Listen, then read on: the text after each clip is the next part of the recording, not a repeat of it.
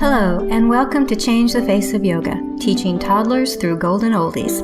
I'm very excited to be talking to lots of yoga teachers who will explain their passion for teaching yoga to students with different ages, physical fitness levels, wellness levels, and different goals. They will explain the benefits of yoga for these students and will be including teacher tips and pose modifications. I am Stephanie Cunningham of Yoga Lightness, and I've been teaching over 50s for 10 years. So this area is my passion and the passion of many other yoga teachers that you will be listening to in this series. Thank you so much for listening, and let's get started.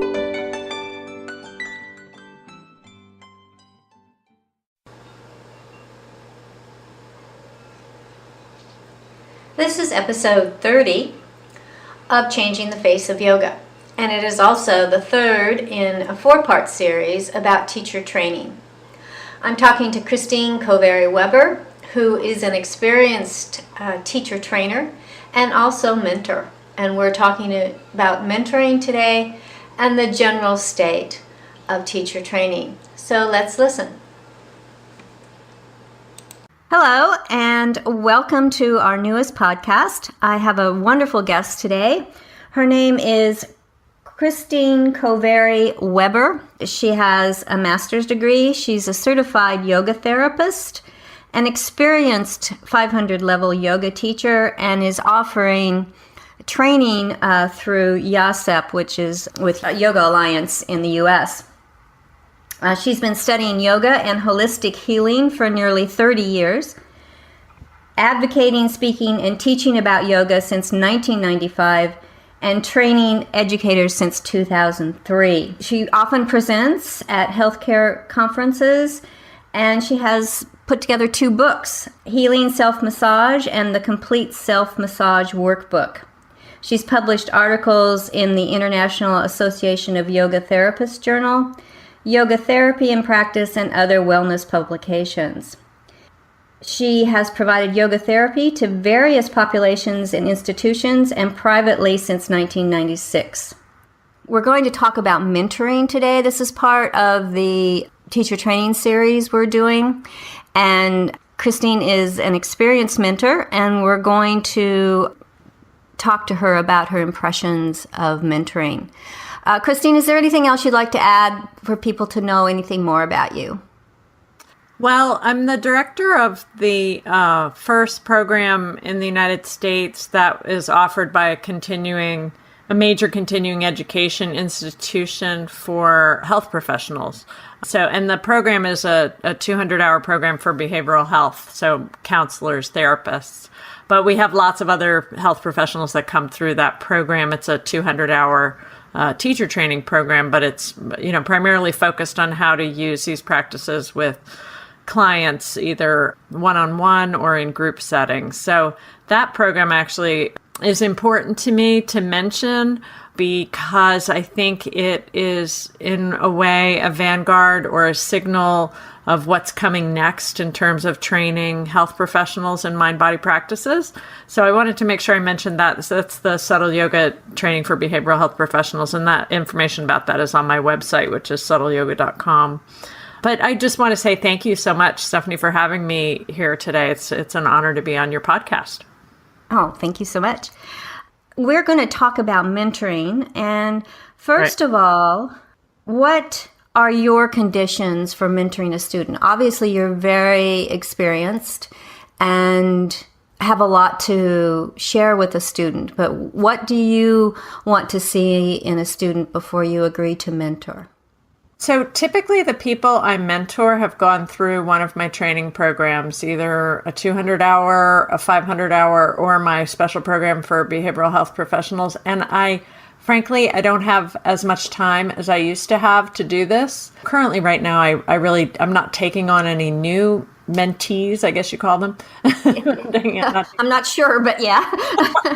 I'm not taking on any new students currently. But in the past, it's usually been somebody who has had some specific goal beyond their basic training that they wanted to work with me on. Like, for example, they were working with a special population, for example, seniors, or they were working at a recovery center. I've mentored people who are using yoga and horses. I've mentored, I've yoga with, not on horses, but using equine therapy and yoga together. I've worked with people, so typically it's people in some kind of special population. Obviously, a lot to do with mental health because that's kind of my area. But basically, the way that I was conducting the way that I do, I mean, I still have people that I mentor, but the way that I conduct mentoring is usually on an hourly basis, maybe once or sometimes twice a month. Often we do it virtually. We'll do it online via Skype because I work with students, who live all over the world, actually, not just in the region where I am in the southeastern part of the United States.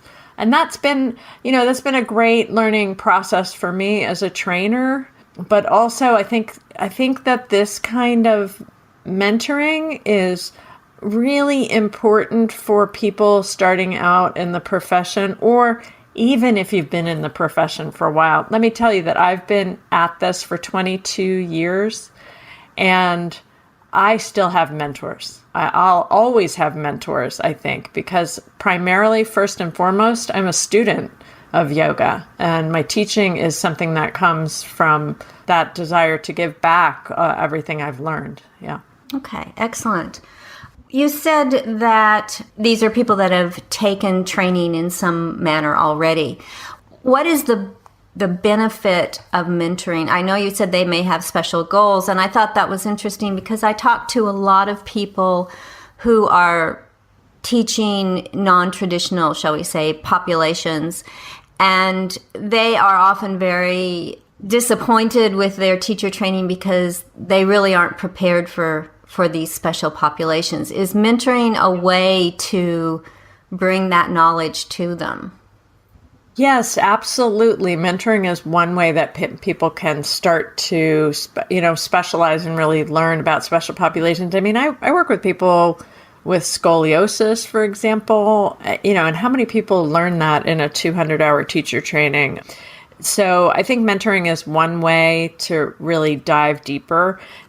Just to put things in perspective, in North Carolina, I believe it takes 1,500 hours of training. I believe it's that long to become a hairstylist.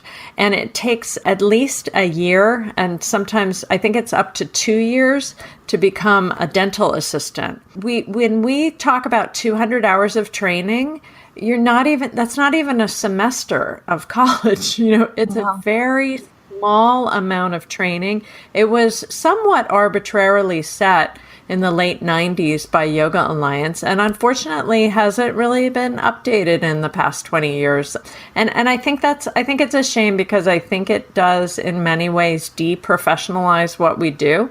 Of course, you can also be a yoga teacher just by taking a weekend workshop, for example, for fitness professionals. So there's many avenues to becoming a yoga teacher. And I think what has happened is we've kind of watered down and devalued the system.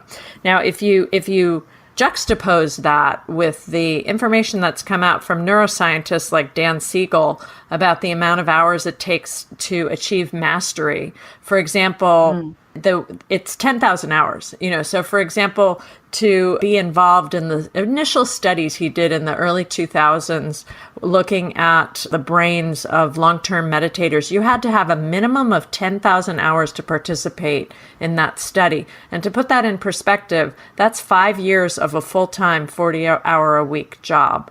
So these monks that were participating, and by the way, many of them had up to 40,000 hours of training, had that much experience in meditation, and yet we continue to go back to this 200-hour standard. So, I just wanted to frame the discussion because mentoring, yes, it's important and it can be very valuable. And I realize that yoga teacher training is not always that affordable for some people. Also, you don't expect to come out of yoga teacher training and have a full-time job doing anything, whereas you could go to school as a hairstylist or to become a dental assistant and actually have a job when you finish. So that's problematic as well. But at the same time, I think if we're going to professionalize yoga, we do need to have higher standards. We do need to think more carefully about it.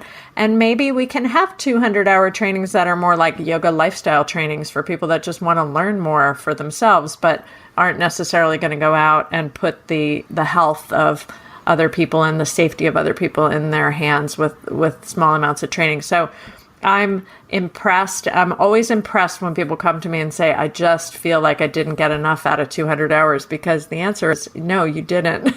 you need to keep training. I just came back from a training. I never stopped taking trainings. It's really important to keep up that level of professionalism, I think. Yeah. I agree. But do you think that most people who take the 200 levels really understand that this is a lifetime of training, and that you've really only gotten the very most basics out of your training? Well, that's kind of a subjective question. It's hard for me to answer. I can only answer in terms of my students. And I know that my students who come out of my 200-hour training programs come out with that very strongly, with that message. And, I use those sorts of things I just talked to you about the hairstylist and the monks. And I talk to everybody about those hours to just give perspective to it.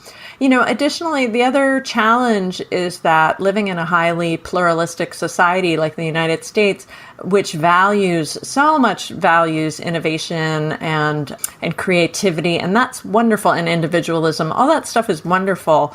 And the dark side, or the shadow side of that, is people assuming that they're experts in something with very little or no training. And, that's evidenced through our current political situation. And it's evidenced, across the continuum of professions in this country, unfortunately. So I think that's one thing we need to reel back in a little bit, and just, yoga really teaches us about assuming a stance of humbleness and humility.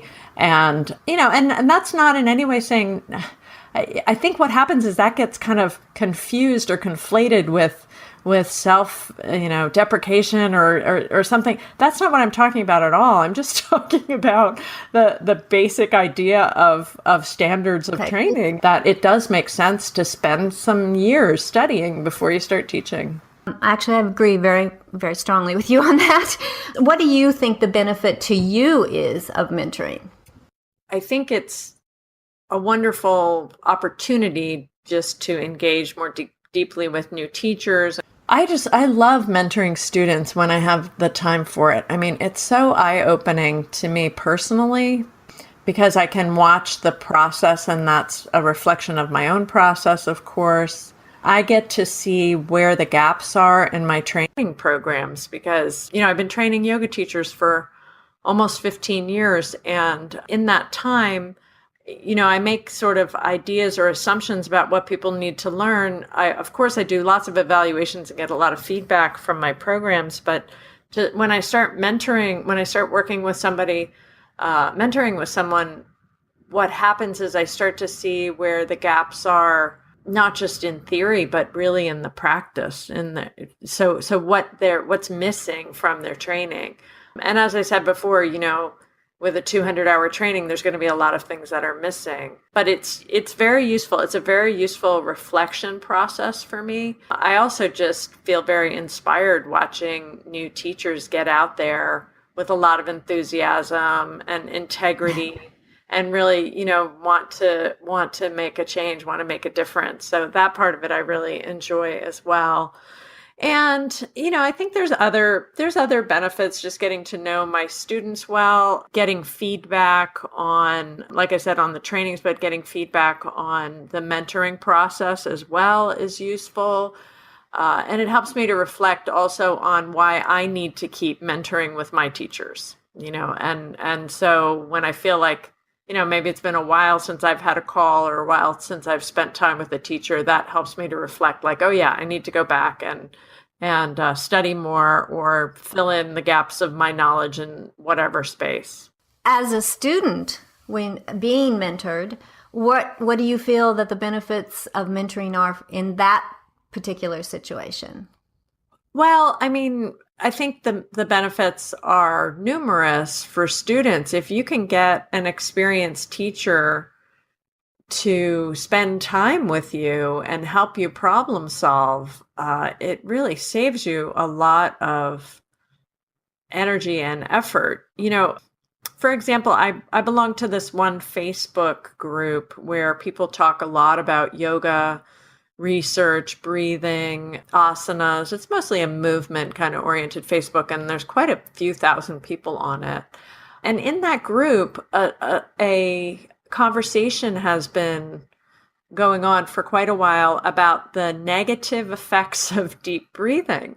And that makes me kind of laugh a little bit, because how is a new yoga teacher who encounters this group with a lot of well-meaning people and a lot of science, and then start thinking, well, everything I learned in teacher training about deep breathing, is that wrong? How are you supposed to wade through that if you don't have a teacher to explain, no, actually, deep breathing is good. And if we look at the mechanics of respiration, we can see that there are numerous benefits. There's a lot of literature out there about decreasing chronic pain symptoms, about increasing vagal tone, increasing the relaxation response. I mean, there's a tremendous amount of literature out there. But because some people sort of got on this tangent of deep breathing is a bad thing and started finding some scientific-y sort of studies to back up their assertions, a new teacher stumbling across that on the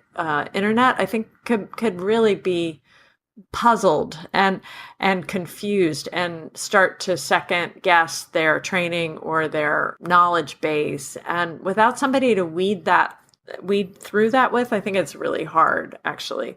So, I think that's a really important benefit to students.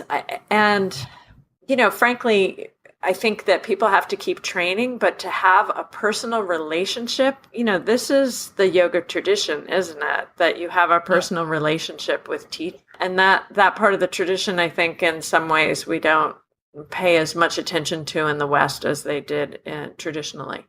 Well, that brings up another area, but I'm absolutely sure that you can answer this or at least have an opinion on it. As I understand it, the traditional Eastern view was that you really did have a teacher and you learned from that teacher for many years, really. It was a very personal relationship. Then we've brought it to the West and it becomes much more of a group, shall we say, experience to be taught. But then you turn around and you are almost alone, I think, when you're teaching. Right. Somehow I think we've lost that sense of community or something like that, because I know I work out of my own home. I've been a teacher for a long time, but I still feel very isolated most of the time. And I would think that mentoring would be very helpful in that area also. I think that's a really good observation. And I mean, I think you can find some online community that can be really supportive and helpful. I have a subtle yoga community page where people who've graduated from my programs post articles of interest and they ask questions, and we have a lot of really great discussions there. So I think that's a really nice supportive feature of the technological age. But there's something really different about meeting with somebody face to face. Even if it's on Skype, it's really different. But certainly in person, there's something really different about that experience in terms of feeling connected, feeling like you're connected to your lineage, however that lineage manifests for you. I mean, and I realize lineage is not important to a lot of people. So I don't necessarily mean that in a very traditionalist sense, but really more like, well, I've got a teacher who studied with some teachers, and so that kind of connection can be helpful. It can kind of be grounding and get you back to your roots and stuff. So yeah, I mean, I think there's a lot of benefit in feeling connection and community, and that's satsang, right? Or sangha, it's sometimes called. having that sense of being connected, because yoga really ultimately is about connection to other people and connection to yourself and connection to your higher power. And if we're feeling isolated, that's a biopsychosocial manifestation of disconnection, personally and also in the culture. So you talked a little earlier about your thoughts on teacher training in general. And we talked just a minute ago about the guru model versus what it's come to be in the West. Mm-hmm. And what would you said that in some material that you sent me that you have a really good perspective on how teacher training started and how it's changed. And now if we went through that a little bit and then talked about what you think it should be. Okay, so let me just see if I understood you there. So we're going to kind of talk about, you want to kind of talk a little bit about the brief history of yoga teacher training in the past 20 years or so. And then also what would be a remedy for some of the challenges in teacher training? Is that kind of what you're thinking? Is that good? Yeah, sure. I'm happy to talk about that. The way that I like to start a lot of my trainings is to talk about ways of knowing. And the ways of knowing that are established in the Yoga Sutra or are delineated in the Yoga Sutra are these ideas of inference, perception, and authority. And so inference is basically your kind of intuitive understanding, if you like, but it can be rational too. It's kind of your understanding that comes from your experience. I'm sorry, I'm getting that wrong. Inference means rational understanding, and then perception is your kind of intuitive experience, and then authority is what you're learning from your teachers. And from my perspective, that inference, perception, and authority should be well balanced. But I think a lot of times trainings are biased towards one way or the other. So you have the training that's kind of like more focused on your own experience, right? So that's sort of like, I call that the California training. It's sort of like, and I don't mean to trash California, but you know what I mean? It's sort of like, it's all about me and how I experience things and how, what my opinion is about things. And that it's slightly imbalanced. And then you have the other kind of trainings, which are more traditional Indian trainings, which are just like, you just submit to the authority of the teacher. Don't ask questions, just do what the teacher tells you. And that is also imbalanced, The third kind of way would be trainings that are and I've seen all these kinds of trainings, by the way. The third kind of training was, this training is based entirely on science.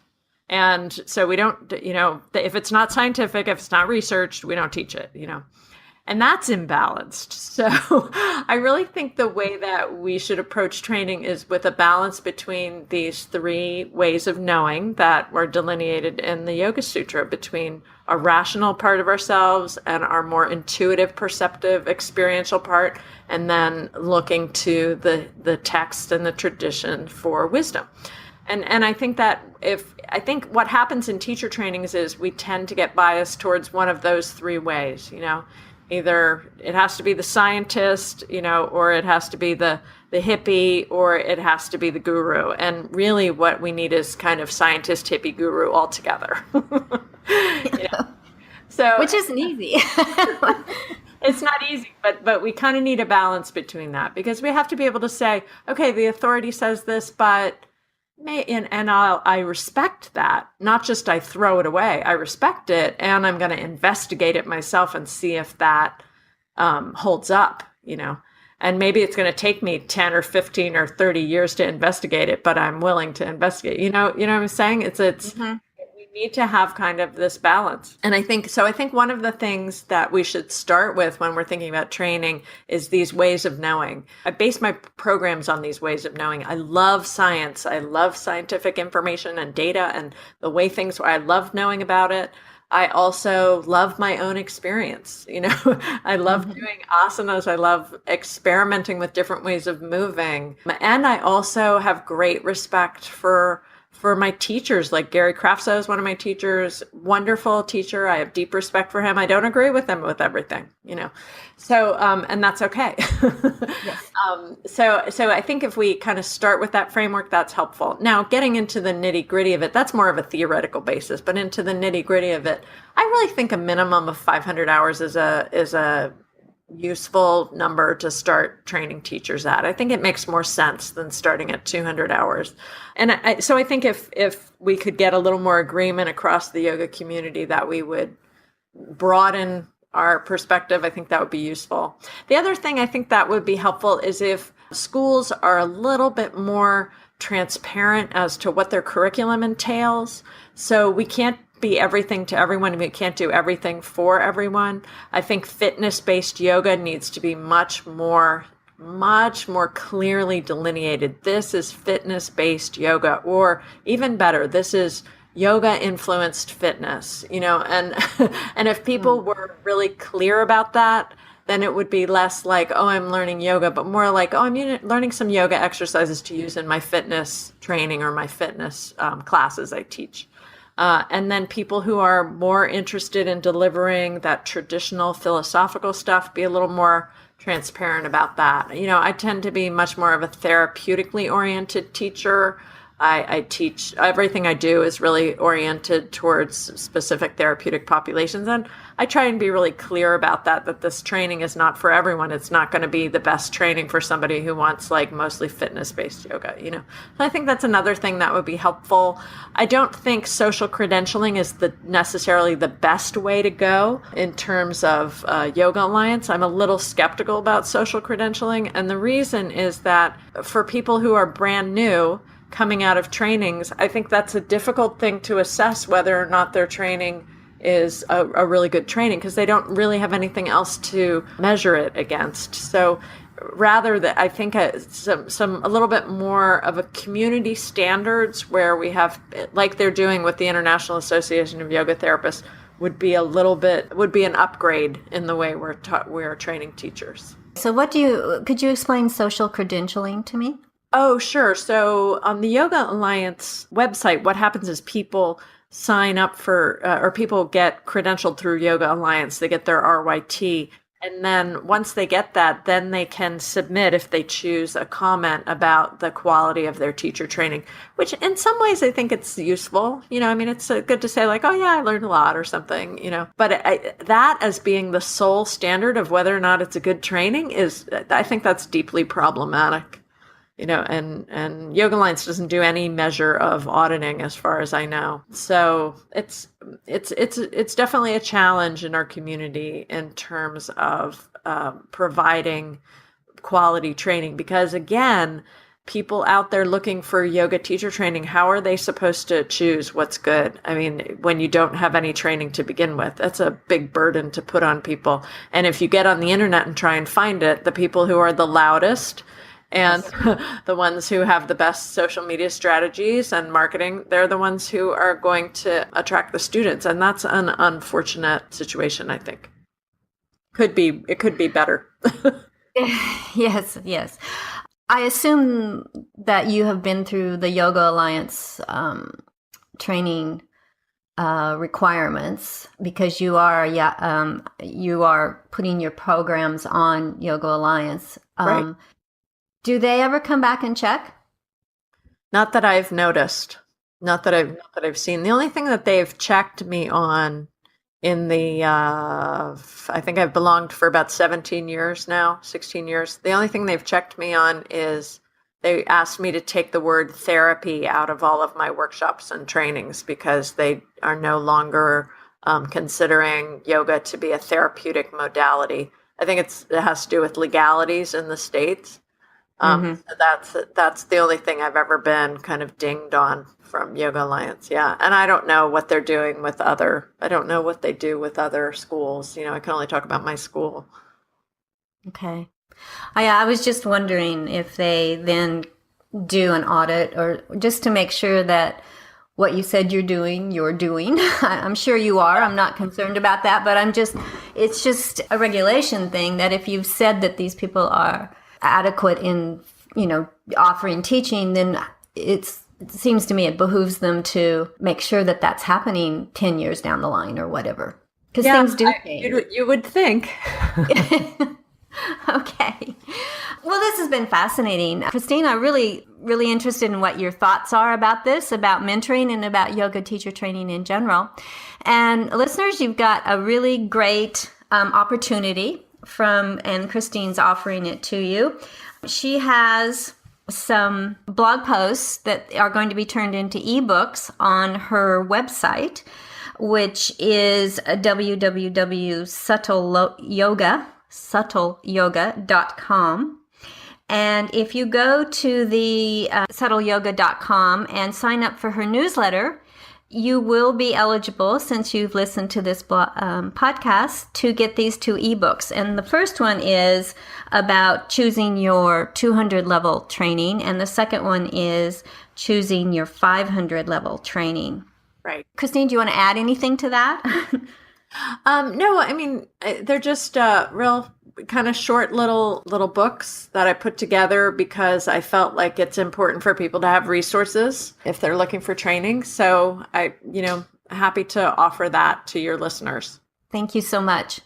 And I think after having talked to Christine, you realize her depth and breadth of knowledge in this area, and I would think these would be extremely helpful to anyone that is contemplating either level of yoga teacher training. Yeah. So please go to her website and sign up for the newsletter. I will tell you again that her website is www.subtleyoga.com. And Christine, I want to really thank you. Any thoughts you'd like to leave us with?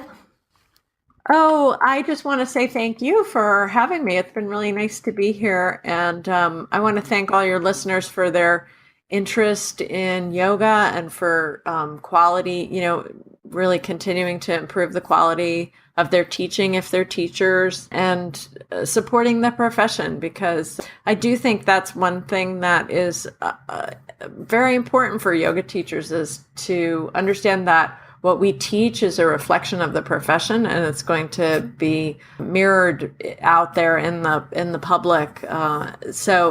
So it's important for us to take it seriously, and to, as much as we enjoy it, but to also take it seriously. Yeah. Yes, I will second that. All right. Thank you so much, Christine. Yeah, thanks for having me. Bye-bye. Bye.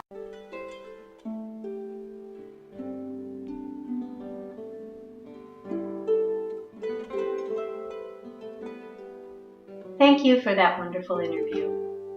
If you would like to be a guest on Changing the Face of Yoga, please go to my website, www.yogalightness.com.au, and under the Changing the Face of Yoga tab, you can complete Be Our Guest form. After reviewing the form and finding it applicable to this podcast, we will send you a link to schedule an interview. Please download, review, and tell your friends of any podcasts that are of interest to you and to them. If you would like to contact me, send an email to info@yogalightness.com.au. And thank you for listening to Changing the Face of Yoga.